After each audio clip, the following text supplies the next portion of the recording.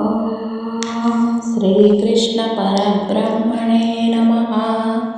శ్రీమద్భగవద్గీత.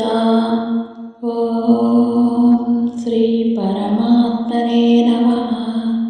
శ్రీమద్భగవద్గీత అథ ద్వాదశోऽధ్యాయः.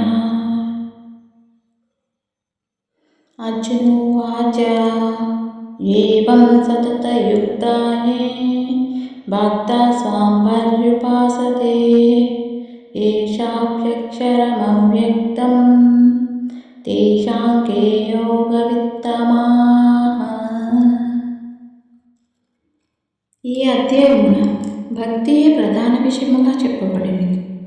నా భక్తుడే నన్ను పొందగలడని భగవానుడు చెప్పిన మాటలను విని భక్తి యొక్కయు భక్తుని యొక్కయు రకములను లక్షణమును సవిస్తారంగా తెలియగోరి అర్జునుడు ప్రశ్న చేయుచున్నాడు.